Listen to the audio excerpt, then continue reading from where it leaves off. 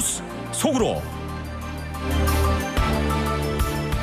이 대선이 두 달 앞으로 다가온 가운데 올해 상반기 아시아계 유권자 등록 증가 비율이 백인과 흑인층보다 2배 이상 높은 것으로 나타났습니다. 이에 따라 4년 전 대선에서도 경합주 승패를 가르는 데 결정적인 영향을 끼쳤던 이 아시안 투표자들이 올해 선거에서도 큰 역할을 할 전망입니다. 공화당의 트럼프 후보는 어제 뉴욕에서 가진 연설에서 바이든 행정부의 친환경 정책인 그린 뉴딜은 역사상 가장 큰 사기극이라고 주장을 했습니다. 기후 문제에 민감한 유권자 표를 잃더라도 펜실베니아처럼 화석 에너지 비중이 큰 경합주 유권자들의 지지를 끌어내겠다는 계산으로 보이고 있습니다. 반면에 민주당의 카멜라 해리스 후보는 별다른 움직임 없이 나흘 뒤로 다가온 TV 토론 준비에 몰두했습니다. 자, 봉식 기자. 안녕하십니까. 이 대선을 앞두고 아시안 아메리칸들의 유권자 등록이 급증하고 있네요. 이들의 역할이 커질 것이다. 이런 또 분석도 나오고 있고요. 네, 3억 미국 인구의 5%로 2천만 명도 되지 않은 아시아계가 4년 전 대통령 선거 때 경합주 승패를 가르는데 결정적 영향을 끼치면서 바이든 후보의 승리를 도운 바가 있습니다. 올해 선거에서는 더욱 중요한 역할을 할 것으로 예견되고 있는데요. 비영리 단체 아시아 태평양 유권자 협회 정치 데이터 분석 업체가 50개 주 유권자 등록 수치를 분석을 했는데 이 같은 결과가 나타났습니다. 1월부터 6월 초까지 아시아계 미국인 그리고 하와이 원주민, 태평양 섬 주민 79만 명이 유권자로 등록을 했는데 이 같은 수치는 4년 전 대선 55만 명보다 43%나 늘어난 그런 숫자입니다. 다른 인종의 증가폭을 압도하고 있는데요. 이 증가폭만 놓고 본다면 흑인, 백인 신규 유권자 증가보다도 2배 이상이나 높은 아주 괄목할 만한 수치입니다. 네, 그러면 이렇게 아시아 내 유권자 등록 숫자가 늘어난 이유가 또 있을 거지 않습니까? 전문가들에 따르면 아시아계 미국인 유권자가 왜 이렇게 갑자기 늘어났냐. 네. 시민권을 획득한 이민 1세대가 늘어났고 또 미국에서 태어난 2세들 역시 투표가 가능한 만 18살 이상으로 성장했기 때문으로 분석됐습니다. 1960년에서 2019년 59년 사이에 아시아계 미국 이민이 29배 늘어났는데요. 이들이 2020년 선거 때부터 유권자층으로 빠르게 흡수가 됐습니다. 아시아 연구단체의 설립자 의견에 따르면 2022년도 회계연도에만 100만 명 이상의 합법적인 이민자가 미국 시민으로 선서를 했고 아시아계 파워는 앞으로 더 크게 빠르게 늘어날 것이라는 예상입니다. 사실 뭐 얼마 전까지만 해도 아시안 아메리칸들은 숫자도 좀 적었고 또 투표 참여도 저조해서 그렇게 뭐 정치인들로부터 뭐 대접을 받았다라고 얘기할 수는 없는 상황이었거든요. 그런데 보면은 참 이제는 상황이 많이 달라진 것 같네요. 네, 아까 말씀드린 대로 4년 전 대통령 선거 때부터 상황이 급변했습니다. 4년 전에 경합주였던 조지아주의 경우를 보면 아시아계 미국인 투표율이 84%, 직전 대통령 선거 때보다 훨씬 늘어났습니다. 조 바이든 대통령이 아시아계 지지에 힘입어서 아주 치열한 남부주였던 조지아를 트럼프 후보보다 불과 0.3%포인트 차로 꺾고 경합주에서 선거인단을 가져오면서 신승을 거두었습니다. 그리고 경합주에서 영향력을 확인하고 있는 아시아계들이 이제는 지역사회를 중심으로 투표 참여를 하자 이렇게 독려를 하고 있는데 한인 커뮤니티 역시 올해 선거를 앞두고도 마찬가지입니다. 이제는 투표를 해서 자기 권리를 찾자 이렇게 유권자, 시민권자 독려를 하고 있는데 코로나 팬데믹 기간 동안에 트럼프가 차이나 바이러스 때문에 미국이 망하고 있다 이런 발언을 하면서 아시아계 증오 범죄가 늘어난 바가 있는데 이런 계기가 아시안들의 투표 참여를 오히려 독려한 것으로 보이고 그리고 이제 아시아인들이 안전하지 않다 이런 느낌을 갖고 있기 때문에 변화를 모색해야 되는데 자신들이 관심을 갖고 실제로 정치에 한 표를 행사해야만 이런 푸대접을 받지 않는다. 이런 의식이 점점 퍼지고 있다는 것입니다. 네. 자, 그때는 그렇다 치는데 이번 대선에서도 아시아 사람들의 선거 참여율이 그때보다 훨씬 더 높을 것이다. 이런 예측이 많거든요. 그것도 또 이유가 있지 않겠습니까? 네, 아시안들이 다는 아니지만 대체적으로 트럼프를 상당히 많이 반대하고 있고 상대적으로 민주당 후보인 카말라 해리스 부통령은 더 많이 지지하는 경향을 보이고 있습니다. 이제 해리스 부통령은 인도계 아시아 피가 섞여 있고 또 흑인이라는 점도 관심을 갖고 있는데 해리스 부통령이 출마를 함에 따라 아시아계 미국 사람들의 유권자 등록률 그리고 투표 관심도도 상대적으로 4년 전보다 훨씬 더 높아졌습니다. 그런데 이 중에서도 아시아계 가운데서 최대 수혜자 14억 세계 최대 인구를 자랑하는 인도로 보이는데 미국의 인도계 미국인이 500만 명 한국 사람들보다 2배 이상 많습니다. 예. 그리고 해리스 부통령이 대통령이 되면 사상 첫 여성 아시아계 대통령이 탄생하는데 공화당의 트럼프가 당선돼도 부통령 러닝메이트인 제이디 밴스의 부인이 인도 샌디에고 출신의 인도계 미국인이기 때문에 이 인도계 미국인 입장에서는 이번 대통령 선거가 누가 이겨도 좋은 꽃놀이패 아주 즐거운 마음으로 그 관심을 갖고 있습니다.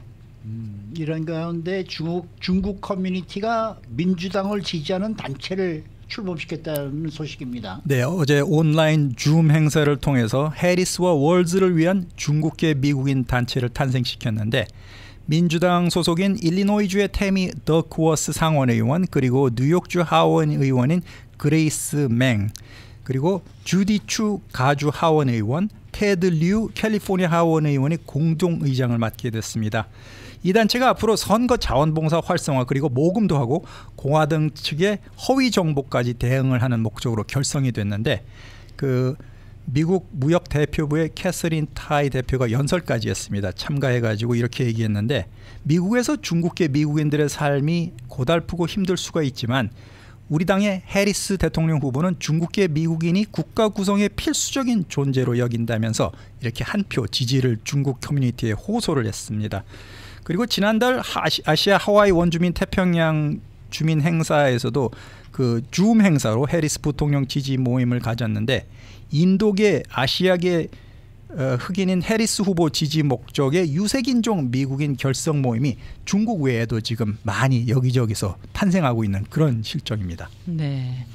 자, 오늘부터 노스캐롤라이나에서 가장 먼저 우편 투표가 시작됩니다. 경합주에서 중국계 미국인의 표심이 끼칠 영향은 어느 정도 될까요? 네, 중국계 표심이 한인 표심하고도 크게 다르지 않다고 여겨지는데 네. 아시아계 중에서도 인도에 이어서 상당한 영향력을 행사할 것이 확실시되고 있습니다.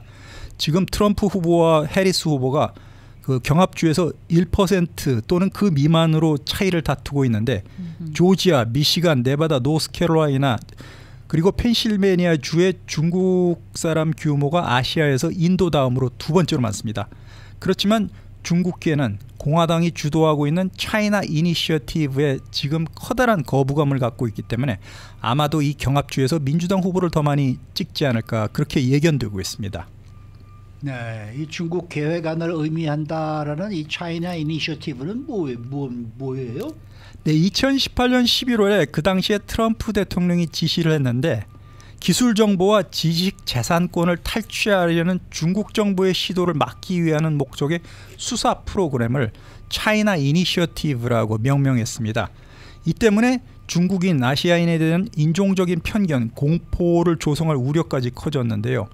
그 트럼프 후보 재집권하게 되면은 11월에 사회보장제도와 의료보험 혜택을 대폭 줄이는 것이 골자이기 때문에 지금 중국계 미국인들이 상당히 이에 대해서 공화당 측에 거부감을 갖고 있습니다. 중국계 미국인이기도 한 제임스 우 노스웨스턴대 의과대학 교수가 오랜 기간 동안 미국 당국으로부터 차이나 이니셔티브 때문에 스파이 혐의를 받았습니다. 오랫동안 조사를 받다가 최근에 스스로 목숨을 끊은 것이 이렇게 직접적인 중국 커뮤니티의 반발 계기로 작용을 했는데 하여튼 그 차이나 이니셔티브가 앞으로도 계속 유지가 될 수 있을지 한번 지켜봐야 될 것 같습니다. 네. 자, 트럼프 전 대통령이 어제도 유세를 이어갔는데요. 바이든 행정부의 친환경 정책 그린 뉴딜에 대해서 또 맹공을 퍼부었습니다. 내용은 어떤 내용입니까? 트럼프 후보가 어제 뉴욕에서 열린 유대인 주최 이코노미 클럽에서 연설을 네. 했습니다. 이 자리에서 그린 뉴딜이 무엇이냐, 10조 달러 이상의 역사상 가장 큰 사기극이다 이렇게 맹공을 퍼부었는데요. 내가 대통령에 당선되면 첫 번째 계획으로 그린 뉴딜을 끝내겠다 이렇게 공약을 했습니다. 자신이 두 번째로 집권하면 석유와 가스와 같이 화석 에너지를 대대적으로 희추에 나서겠다. 환경 파괴 그런 그 반대에 신경 쓰지 않고 에너지 자원을 확보하겠다. 이렇게 자신의 공약을 다시 확인했는데요. 이 트럼프의 발언은 기후 위기 그리고 환경 변화 문제에 상당히 민감한 유권자의 표를 잃는 한이 있더라도 차라리 최대 경합주인 펜실베니아처럼 화석에너지 사업 비중이 큰 지역의 유권자 지지를 끌어내서 경합주에서 이기는 게 더 중요하다 이렇게 판단했기 때문에 그린 뉴딜을 없애겠다고 공약한 것으로 보입니다. 자, 결론적으로 보면 뭐 이 나흘 앞으로 다가온 TV 토론 이게 이제 이번 대선의 결정적인 변수가 아닐까 이런 생각이 드는데 양측은 뭐 준비는 어떻게 하고 있는 거예요? 네, 상당히 그 대조적인 움직임을 보이고 있는데요. 트럼프는 어저께 뉴욕에서 연설을 했는데 해리스 부통령은 텔레비전 토론이 열리는 펜실베니아주로 일찌감치 이동을 했습니다. 그 펜실베니아주에 토론 캠프를 차려놓고 준비를 하고 있는데요. 지난 6월 달에 TV 토론을 앞두고 대통령 별장인 캠프 데이비드에서 일주일 동안 두문불출했던 조 바이든 대통령과의 차별화를 추구하는 것으로 알려졌습니다. 당시에 바이든 대통령이 일주일 동안 토론 준비를 하고도 막상 감기에 걸려서 트럼프 후보에게 일방적으로 토론에서 패했는데 해리스 부통령은 지금 실전 대비를 위한 모의 토론을 한참 연습하고 있는데 여기에는 힐러리 클린턴 전 국무장관의 보좌관 출신인 필립 파이너스가 트럼프 가발을 쓰고 트럼프 후보 역할을 담당하면서 질문을 던지면서 연습을 하고 있다는 것입니다. 그래서 이렇게 조언을 했다고 하는데요.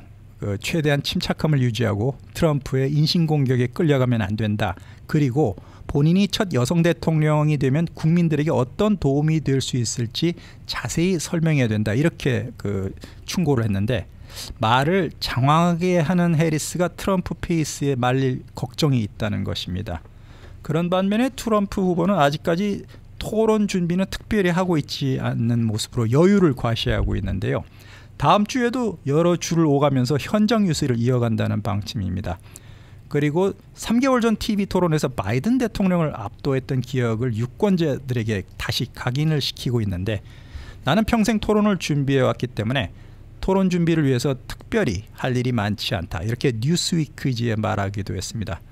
그렇지만 트럼프 역시 마냥 손 놓고 있는 건 아니겠죠. 해리스 저격수로 불리우고 있는 민주당 출신의 털시 게버드 전 하원 의원을 준비팀으로 합류시키면서 화력을 보강하고 이제 화요일 결전을 기다리고 있습니다. 네. 자, 이런 가운데요. 해리스 부통령 선거본부가 8월 한 달 동안 무려 300만 명으로부터 3억 6,100만 달러의 선거 자금을 모았다. 와, 어마어마하게 많이 선거 자금을 모았어요. 이런 내용을 어제 발표했습니다. 1인당 평균 액수가 120달러 꼴인데요. 네. 이 같은 금액이 공화당 트럼프 전 대통령이 똑같은 기간에 모은 것보다 2배가 훨씬 넘습니다. 이에 앞서서 트럼프 선거본부가 8월 달에 1억 3천만 달러를 모았다고 공식 발표했는데 이제 남은 2달간 민주당은 캠페인 기간 동안에 미디어 광고를 확대하고 그리고 격전지에 마련된 300곳 사무실 2,000명의 그 현장 직원 비용에 이 돈을 쓸 그럴 예정으로 알려졌습니다. 제가 유튜브 창을 열잖아요. 열 때마다 민주당의 선거 자금 뭐 5달러 내라, 뭐 10달러 괜찮다 이런 그 광고가 계속 나오더라고요. 그런데 공화당 쪽의 광고는 제가 못 봤어요. 저는 트럼프 전 대통령의 직접 사인이 들어간 돈 보내달라는 편지를 자주 받습니다. 그렇군요. 와. 제가 이런 사람입니다. 아유, 네. 대단하십니다. 자, 미국의 역사상 두 번째로 이 재수생 대통령을 꿈꾸는 트럼프. 자, 과연 이 백악관 복귀 전략이 지금 어떤가 이런 이제 느낌이 드는데 뭐 선택과 집중으로 바뀌었다 이런 얘기 들리는. 네, 최근 상승세를 타고 있는 해리스 부통령과의 승부를 위해서 경합주에만 가용 자원을 집중 투입하기로 결정한 것으로 알려졌습니다. 원래 해리스 부통령이 대통령 후보 자리를 승계하기 전까지만 해도 대선 승패를 결정하는 7개 경합주에서 모두 바이든에 앞서고 있던 트럼프 후보였는데 지금은 오히려 그 전통적으로 민주당 성향으로 분류되는 그 동부, 중서부, 남부까지 자원을 투입하는 싹쓸이를 시도하려던 그런 당초 계획에서 벗어나서 이젠 이길 수 있는 곳에 집중하자 그렇게 바뀌었다는 것입니다. 경합주 승부 7군데에서 이겨야만 그 자신이 모자라는 선거인단을 확보할 수 있는데 7개 경합주 중에서도 트럼프는 펜실베니아, 미시간, 위스콘신 3곳에 대해 집중적으로 정치 광고 예산을 늘리고 있기 때문에 이제 지금 추세가 대선까지 유지된다면 해리스가 14명 차이로 백악관 주인이 될 가능성이 크다. 이렇게 영국의 일간신문 더 타임스가 보도했기 때문에 이 트럼프 후보는 앞으로 조지아, 노스캐롤라이나, 애리조나 이 3주를 또 추가로 집중 공략할 것으로 알려졌습니다. 네, 수고 많으셨습니다. 봉화식 기자였습니다.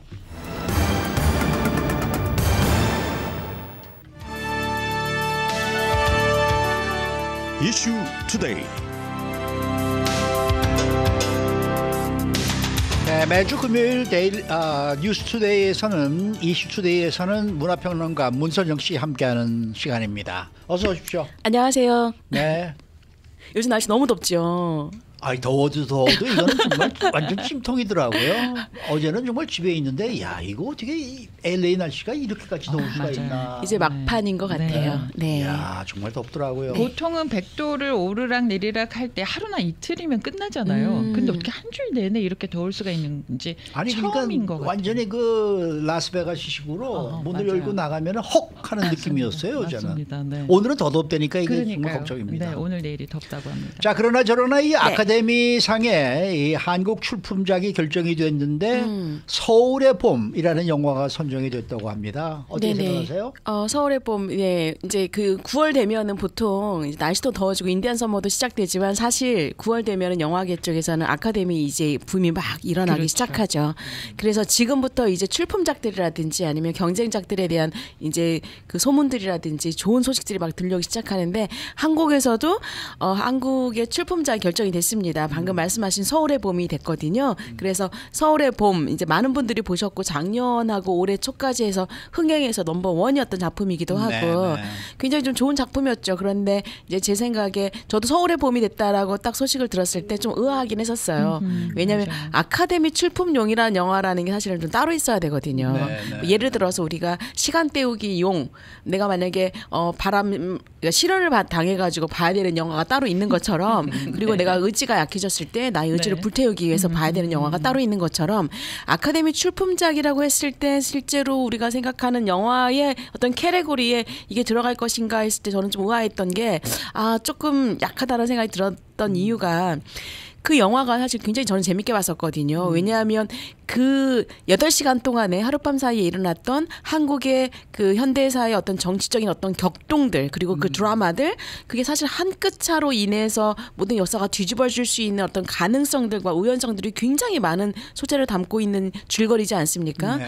그러다 보니까 우리는 사실 그 백그라운드를 알고 있죠. 그래서 와 저때 저런 일이 와 저때 여기서 이렇게 돼야 되는데라는 조마조마한 정말 심장 떨리게 보면서 뭐 주먹을 불끈 쥐신 분도 계셨을 거고 저기 사실이었을까라는 이제 의문을 가지신 분도 계실 것이고 이 모든 게 영화적인 어떤 재미의 요소들을 긴장감을 극대화했던 소재인데 과연 이 한국의 역사, 근현대사의 역사를 모르시고 백그라운드를 이해하지 못하시고 영화를 보게 됐을 때 영화 작품 그 자체로만 보게 되거든요.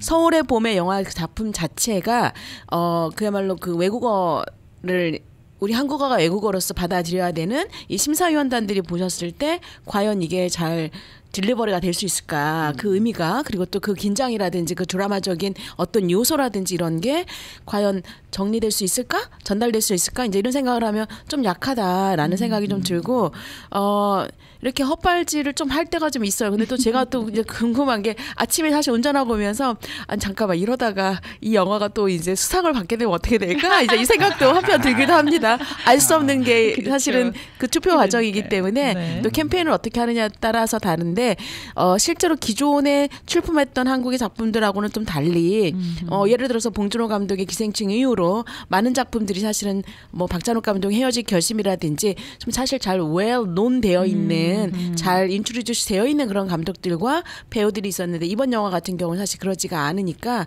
이제 캠페인 면에서도 좀 애를 쓰겠다. 거기에다가 미국 배급사가 붙어 있지 않거든요. 미국 네. 홍보사가 붙어 있지 않아요. 어허. 그렇게 되면 캠페인을 따로 해야 되는 이제 그런 상황이 되기 때문에 좀 힘들지 않을까? 네. 어렵겠다. 굉장히 고난의 길을 가겠구나. 뭐 작품성 문제 면에서도 그렇지만 캠페인 면에서도 좀 힘들겠구나라는 생각을 했습니다. 네. 그러면은 한국 출품작은 어떻게 이게 선정이 되는 거고요? 그리고 작품을 선정하는 위원들은 또 어떻게 구성이 되나요? 그죠? 기생충도 궁금하죠. 그러면 이런 식으로 결정이 돼서 나왔을까? 그럼요. 그냥 영화사가 낸 게 아니고. 영화사가 낼 수가 없고 이거 국가대표라고 보시면 돼요. 마치 올림픽을 나가는데 국가대표를 선출을 해서 시합을 통해서 경쟁해서 이긴 사람들이 국가대표 선발이 되지 않습니까? 사실은 이제 이 영화도 그런 거거든요. 그거 몰랐네. 영화진흥위원회라고 있죠. 네. 영화진흥위원 이제 제가 사실 영화진흥위원회 일대 미주 소장 출신 아니겠습니까? 네. 영화진흥위원회가 영화인들이 있어요. 영화 전문인들 뭐 예를 들면은 영화 평론가도 있을 수 있지만 그것뿐만이 아니라 영화 감독이라든지 제작자라든지 홍보라든지 이런 영화 관련된 직업 전문 종사자들의 이제 그 선거인단의 풀을 만들어 놔요. 근데 그분들이 랜덤리 컴퓨터로 해가지고 추첨을 하게 되는데 6명이나 5명 정도로 추천을 하게 되죠. 추첨을 해서 심사위원단을 구성을 하고 뽑히신 분들이 나 이번에 고사하겠습니다. 저는 평가하지 않겠습니다. 그러면 자동 사퇴하고 다른 분이 또 이제 추첨을 통해서 돌아오게 되는데 그러다 보니까 굉장히 랜덤 구성 방식으로 이루어지게 되죠. 그래서 뭐 기획적으로 이런 사람들을 심사위원으로 올려놓자라든지 그렇지는 않아요. 등록되어 있는 그 전문인들 중에서 뽑는 건데 그분들이 작품들을 어떻게 선정을 하느냐? 영화사들이 내가 아카데미에 출품하고 싶습니다라는 신청을 하게 돼요. 네. 그래서 영화사들이 그 영화들을 등록을 시키고 심사위원들이 등록된 작품들을 보고 점수를 주기 시작하면서 뭐 작품성이라든지 아니면은 여러 가지 이제 것들 요소들이 있지 않습니까? 네. 이걸로 점수를 줘서 가장 높은 점수의 작품들을 출품을 하게 되는 거죠. 그래서 매년마다 그 심사위원이 달라질 수밖에 없고요. 영화진흥위원회가 관할은 하긴 하지만 영화진흥위원회가 선출하는 것은 아니다. 선발하는 것은 아니다라고 보시면 되겠습니다. 제가 이번에 보니까 선정위원들의 만장일치로 서울의 봄이 선정됐다라는 기사를 뉴스에서 봤는데요. 네네. 자, 심사위원회 입장에서 네. 왜 이 영화를 선택을 하게 됐을까요? 사실은 만장일치라고 보도가 나오는 거는 네. 만장일치일 수도 있고 예. 아니면은 언론 홍보용일 수도 있고 그럴 사실은 수 있군요. 그렇죠. 아하, 근데 네. 보도 자료를 낼 때는 아시다시피 이제 이쁘게 잘 내야 되니까 그렇군요. 그렇게 내는 거고 네. 그 안에서 어떤 논의가 있었는지는 저도 사실 조금 한국에 계신 분한테 좀 여쭤봤는데 아직 뭐 잘 밝혀진 바가 없더라고요. 다들 글쎄 어떻게 됐는지 모르겠는데라고 저도 궁금해서 여쭤봤는데 그 과정에서 만장일치였는지 어쨌는지는 모르겠고 그리고 지금 후보작들이 어떤 작품들이 올라왔는지 제가 지금 그걸 몰랐어요. 네. 그래서 다른 작품들하고 상대적으로 비교를 해서 평가를 해야 되는데 이제 그게 좀 지금 오늘로서는 불가능하고 서울의 봄 작품이라는 게 그러니까 이제 이게 왜 올림픽에 양궁을 만약에 금메달을 따야 된다 그러면 올림픽을 선수를 뛰어본 사람들, 올림픽에 출전해본 사람들 혹은 메달리스트들이 전직 메달리스트들이 들어가서 코치를 하게 되면 올림픽의 어떤 문화라든지 규격이라든지 이런 것들에 대해서 너무 잘 알고 있기 때문에 정말 적중해서 선수들이 가르칠 확률이 많죠. 반면에 지금 그 선거인단으로 구성된 분들은 영화 관련 종사자들이지만 실제로 아카데미 영화제의 어떤 시스템이라든지 심사위원회 시스템이라든지 아니면 헐리우드 종사자들의 어떤 그런 시스템들에 대해서는 사실은 잘 모르시는 분들이거든요. 그렇기 때문에 본인들이 좋아하는 영화, 본인들이 봤을 때 국내에서 그래도 잘 만들어졌다라고 생각되는 작품을 뽑았을 확률이 저는 높다라고 생각을 해요. 그렇지 않고 제가 만약에 그 심사위원으로 만약에 들어갈 수가 있었다 한다면 저는 서울의 봄을 뽑지는 않았을 거예요. 다른 작품들을 보고 다른 작품들이 과연 이 아카데미에서 좋아할 만한 아카데미의 사실 심사위원들도 영화 종사자들인데 그들이 더 릴레이트 될 수 있을 만한 영화들이 사실은 또 충분히 있었거든요. 그런데 심사위원 자체의 방식을 사실은 좀 고쳐야 되지 않을까. 만약에 우리가 올림픽에 참가의 의미를 둔다 그러면은 이렇게 해도 되지만 우리가 금메달을 따야겠다 그러면 전략을 가지고 해야 되지 않겠습니까? 그렇죠. 그래서 심사위원단들을 조금은 전략적으로 구성해야 되지 않을까라는 생각이 듭니다. 물론 저는 서울에 보면 그 영화를 보면서 영화 자체에서도 별로 그렇게 영화 이렇게 잘 만들어진 영화다라는 생각은 못 해봤어요. 근데 몰입도는 그래도 엄청나죠. 그렇기 때문에 그 많은 관객들이 실제로 뭐 1,000만 이상이 본다라는 거는 한국에서 그러니까 내가 좋아하냐 내가 좋아하지 않느냐가 아니라 그러니까 제가 예를 들어서 제가 좋아하지 않는 영화들도 1,000만 관객이 들은 그 우리 마블리가 나왔던 영화들 있지 않습니까? 마동석 씨가. 근데 저는 그런데 사실 배우는 거예요. 뭘 배우냐면 오히려 파묘가 먹히지 않을까? 네. 미국에서. 뭐 그랬을 수도 있죠. 그래서 근데 그 어쨌거나 1,000만 관객 이상이라는 거는 마동석 씨의 영화가 범죄도시가 그렇다 하더라도 범죄도시가에 대해서 저는 사실은 좀 많이 비판적으로 말씀을 드렸었지만 리뷰를 했었지만 1,000만 관객이 들었다라는 거는 재밌어요. there is something. 그리고 거기에는 내가 놓친 무엇인가가 그러니까 맞아요. 영화적으로 많은 사람들이 호응하는 또 원하고 있었던 보고 싶었던 내용들이 들어 있었을 것이다라고 생각을 하기 때문에 그런 대중성은 사실은 무시할 수가 없거든요. 그러니까 겸손하게 좀 볼 필요가 있는 건데 서울에 보면 어떤 드라마적인 긴장감이라든지 영화적인 어떤 작품의 완성도가 영화 제작의 완성도를 떠나서 이런 것들이 잘 호소가 되었느냐 그럼 저는 잘 되었다라고 생각은 해요. 다만 아카데미 영화제 출품작으로 이야기했을 때는 부족하다. 글쎄요. 이제 그런 맞아요. 얘기인 거죠. 네, 제일 좋아하고 있는 사람은 아마 황정민일 거예요. 네? 좋죠. 네. 황정민이라는 배우는 은근히 야 이거 내가 한번 저 연기상 받아보는 거 아닐까 하는 기대감 가지고 있을 거예요. 네. 근데 이제 또 한 160여 개국에서 출품을 하기 때문에 거기에서 또 후보작으로 올라야지 되지 않습니까? 물론 그렇죠. 후보작으로 예선을 오르면 통과해야 되잖아요. 네, 예선을 통과하게 되면 네. 황정민 씨 우리 레드카펫에서 볼 수도 있겠죠. 아, 그러면 정말, 네. 정말 정우성 씨도 볼 수 좋겠는데. 있겠고. 저는 이게 군사 쿠데타를 담았기 때문에요. 네. 이게 많은 나라들이 민주주의를 이룬 나라들도 있지만 군사 쿠데타 때문에 고통을 받는 나라들이 많이 있잖아요. 그렇죠. 지금도 많이 있죠. 네, 지금도 많이 있기 때문에 이 영화를 통해서 그 모습을 좀 보여주고 싶어서 이걸 선택하지 않았나라는 생각도 나름 뭐 해봤습니다. 그렇게 했었기를 바랍니다만 네. 이제 그거요. 네. 저희는 피셜이기 때문에. 뭡니까 우리 문소정 씨 말씀대로 미국의 그 아카데미 상과 연관이 될 수 있는 그러한 작품은 좀 아니다라는 생각은 확실해요. 그러니까 심사위원 구성을 그러니까 물론 제가 다시 이제 오해를 살까봐 말씀드리는데 그러면 아카데미 영화제에서 반드시 꼭 우승을 해야 되느냐 아닐 수도 있거든요. 한국 영화 자체가 워낙에 지금 뛰어나기 때문에 꼭 그렇게 하지 않아도 되는데 그럼에도 불구하고 만약에 이겨서 우리가 정말 거기에서 좀 그 오스카상을 수상하고 싶다 그러면 전략적인 어떤 그런 캠페인과 전략적인 맞아요. 선정이 필요한 거죠. 그러니까 심사위원단부터 사실은 구성을 달려야 된다고 저는 생각을 합니다. 네. 네. 수고 많으셨습니다. 네, 감사합니다. 문화평론가 문소정 씨 함께했습니다.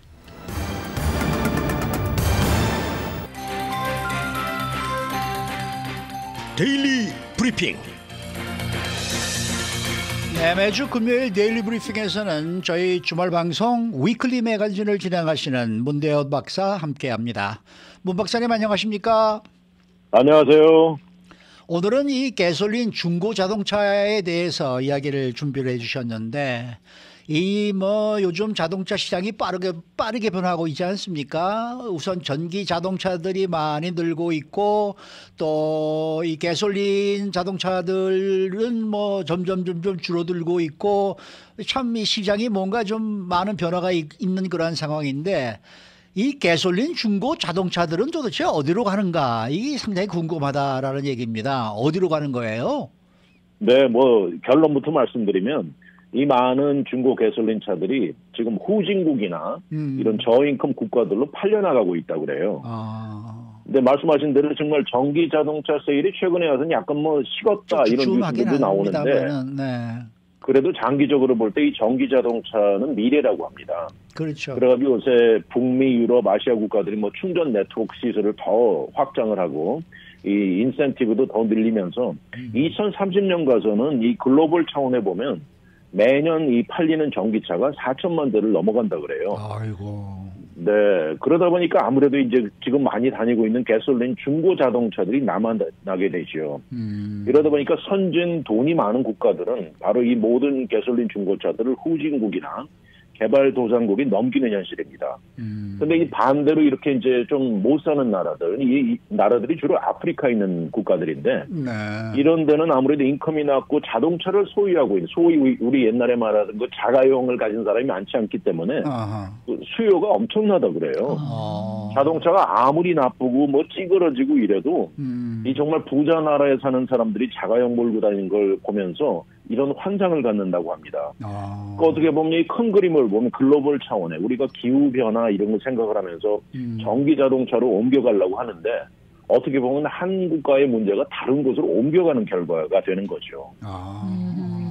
그러니까 다시 얘기하면은 선진국하고 또 가난한 나라의 차이가 이렇게 벌어지면서 결국은 그 가솔린 자동차가 갖고 있는 그 문제를 가난한 나라가 넘겨받게 되는 그런 결과가 나오는 거네요. 그렇습니다. 이 정말 극심한 불균등으로 이 가솔린 자동차가 일으키는 이 기후 변화에 대한 문제점을 없애는 게 아니라 한 곳에서 다른 곳으로 옮겨가는 거죠. 이 정말 그런데 이렇게 소진국으로 간 이 중고 가솔린 자동차들이 이런 현실에 전혀 무관하게 불티나게 팔려나가고 있습니다. 그러니까 정말 그런 오래된 자동차를 사면서도 정말 이 럭셔리한 기분을 갖게 되는, 이건 뭐 어떻게 보면 자연스러운 현상인데, 아프리카의 그 국가 정말 가나 같은데 한 엔지니어가 말했는데요. 정말 지난 수년 동안에 이 우리나라에도 가솔린 자동차 숫자가 엄청나게 증가해 왔다 그러면서, 그곳의 수도가 아크라라고 하는데, 아크라에 보면 요새 극심한 트래픽이 생기고 제대로 걸어 다닐 수도 없다고 그래요. 그러니까 어떻게 보면 이 선진국은 거의 정반대 모습으로 가고 있는 거죠. 이 아프리카 국가들이 이런 뭐 매연, 자동차, 트래픽 이런 문제들이 정말 큰 문제가 점점 커지고 있는데 이런 문제를 어떻게 매니지할지 정말 불투명한 데다가 이 문제들에 눈만 감고 있는 현실이네요. 그 외에 한국 TV 프로그램들 뭐 다큐나 뭐 이런 거 뭐 보면은 그 아프리카나 중남미 같은 데에서 한국 자동차들, 중고차들, 뭐 버스 같은 경우에는 뭐 상도동 이렇게 써 있는 자동차들이 이렇게 돌아다니고 그러더라고요. 그거 안 지운대요, 일부러. 안 지우고. 네, 일부러 한국산이라는 걸 알리기 때문에. 뭐 택시라고 써 있는 것도 있고, 뭐 그런 차들이 그렇게 돌아다니고 그런다는데. 네, 저도 본 적 있습니다. 그만큼 뭐 뜨거운 수요가 있으니까 그렇게 한국에서도 가고 미국에서도 가고 갈 거 아니겠습니까? 그렇습니다. 엄청나게 뜨거운 수요예요. 그래가지고 이런 자동차를 수출하는 기업도 이거 엄청난 산업계라고 하는데 이런 회사들은 주로 이제 많은 자동차 딜러들이나 이 도매 경매하는 그 홀세일 옥션에 가가지고 가장 저렴하게 이 중고차들을 모아가지고 사들여서 수출하는 겁니다. 근데 이 수출하는 것도 참 한 가지 흥미로운 얘기가 예전에 식민지 잔해가 남아있는 모습도 있다고 하는데 이 무슨 소리냐면 영국 같은 나라는 우리랑 반대로 왼쪽으로 운전하지 않습니까? 그렇죠. 이러니까 핸들도 오른쪽에 달려 있는데 이런 차를 팔 때도 이 예전에 영국의 식민지였던 뭐 케냐나 탄자니아 같은 나라는 아직도 영국처럼 왼쪽으로 간대요. 그래서 그쪽 차들을 그쪽으로 많이 이제 판다는 이런 얘기도 있습니다. 그렇군요. 유엔이 내놓은 수치가 있는데 2015년에 수출된 중고차 수가 240만 대였는데 이게 2022년 와서는 310만 대로 올라갔고요.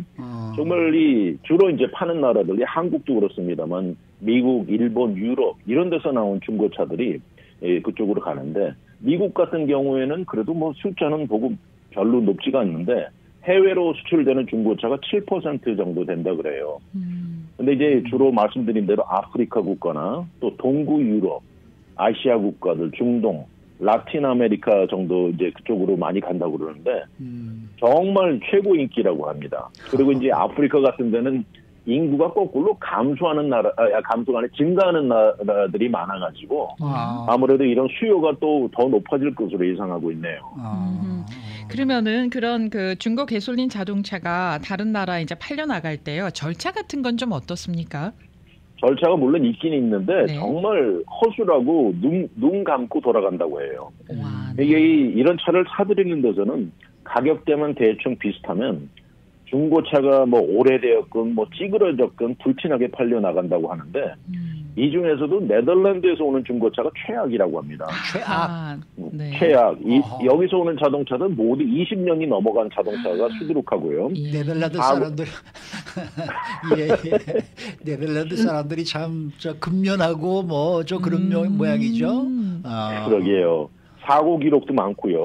어떤 자동차는 파트도 몇 개 없어졌는데도 이랬는데도 뭐 엄청나게 이제 불티나게 팔리는데 선진국도 이게 참 굉장히 수익이 많이 남는 비즈니스라고 합니다. 그러니까 알면서도 눈 모르는 척 눈 감고 넘기고 모든 문제와 위험들을 그냥 어떻게 보면 다른 곳에 던져버리는 격인데 후진국 이런 자동차를 수입하는 나라에서는 정말 제한 사항이 거의 없다고 그래요. 그냥 통과시키고. 근데 최근에 와서 그중에 몇몇 국가들은 이제 룰을 정해놓고 예를 들면 남아공화국 같은 데는 중고차 수입을 전면 금지하기도 했고 케냐 같은 나라에서는 8년 이상 오래된 수입차는 구입을 금지했고 가나도 이제 거기 뭐 연도에 따라서 매기는 세금이 이제 달라지는데 그렇지만 여기에 따라서 변칙 방법이 많이 동원됩니다. 옆에 나라로 수입해서 9개월 차를 몰고 싹 들어가는 거죠. 그래가지고 말씀드린 대로 금지된 남아공화국에도 지금 매년 수만 대 중고차가 들어오고 있는 현실입니다. 금지하는데도 불구하고요. 네. 근데 이 선진국들이 지금 자꾸 자동차가 이제 전기 자동차가 자꾸 이렇게 좀 많아지면서 이런 이 저소득 국가로 지금 휘발유 자동차들이 옮겨가는 거는 훨씬 더 많아질 거 아니겠습니까? 자연적으로 더 크게 일어날 현상이라고 합니다. 말씀하신 대로 유럽이나 미국 같은 선진 국가의 전체 자동차 숫자는 뭐 거의 컨시스턴 불변하다고 그래요. 그러니까 전기 자동차 숫자가 많아지면 가솔린 자동차 비율은 점점 줄어들겠죠. 그러다 보니까 이제 수요도 줄고 가솔린 자동차는 모두 해외로 나가게 되는데 이 전기화에 가장 앞선 나라가 절대 미국이 아니고요. 노르웨이라고 합니다. 노르웨이는 어떻게 보면 미래를 미리 보여주는 듯하다고 하는데 국가 차원의 인센티브가 굉장히 좋고 국민들이 여기는 완전히 동참을 해가지고요. 요새 새 자동차 구입의 90%가 전기 자동차라고 해요. 그리고 노르웨이 도로상에 다니는 자동차를 이렇게 보면 4분의 1, 거의 25%가 전기 자동차인데 이걸 비교해 보면 미국은 진짜 다니는 자동차 2%만이 전기 자동차입니다. 그러니까 이런 걸 보면 그래서 이 노르웨이에서 가솔린 자동차를 해외로 수출하는 비율이 지난 한 10년 사이 4배로 증가했어요. 근데 이제 이런 현실인데도 이런 자동차를 목마르게 기다리는 아프리카 같은 나라에서는 이 모든 소식은 우리에겐 희소식이다. 그날을 기다린다. 이러고 있습니다.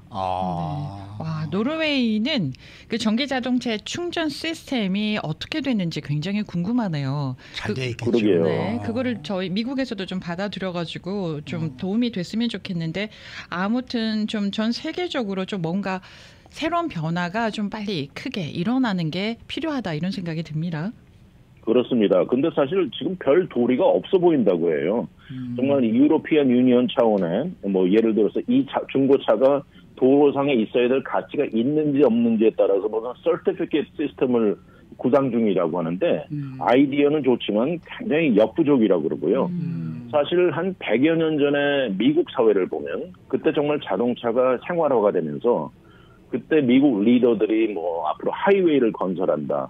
이 도심지 구성조가 이 변화를 추구했죠. 모든 것이 자동차 중심으로 돌아가는 이 인프라스트럭처가 구성됐는데 과연 이 100여 년이 지난 오늘날 이런 후진국들에서도 이런 혁신적인 변화가 일어날지 그 가능성은 거의 희박하다는 거죠. 정말 이 이산화탄소 방출을 줄이고 전기화가 되어가면서 기후변화에 이제 좋은 방향으로 가자. 이런 노력에 정말 앞에 말씀드린 대로 전체적인 이걸 줄이는 게 아니고 한 곳에 있던 문제가 다른 곳으로 옮겨지는 결론밖에 안 된다는 그런 현실이죠. 참 답답합니다. 네, 가난한 나라에서도 전기차를 활용할 수 있는 사용할 수 있는 시스템이 만들어져야 되잖아요. 그렇죠. 네. 말처럼 뭐 간단한 게 아니죠. 그러니까요. 그게 어렵기 때문에 가솔린 자동차는 계속 양산이 되지 않을까라는 우려가 있고요. 미국도 사실 전기 충전 시스템만 완벽하게 잘 되어 있다 그러면은 지금도 전기 자동차 사는 사람들이 대부분이죠. 그럼요, 대부분. 그렇습니다. 그게 안 돼 있으니까 몇 번 말씀드렸지만 테슬라를 타본 사람으로서 그게 가장 큰 문제 중에 하나여가지고 지금은 다시 이제 가솔린 자동차를 타고 다니는데 그런 그 스트럭처가 미국 정말 빠른 속도로 점점 늘어가고 있지만 아직도 그게 가장 역부족 중에 하나라고 생각이 드네요. 맞습니다. 오늘 말씀 잘 들었습니다. 네, 감사합니다. 네, 문대원 박사 함께했습니다.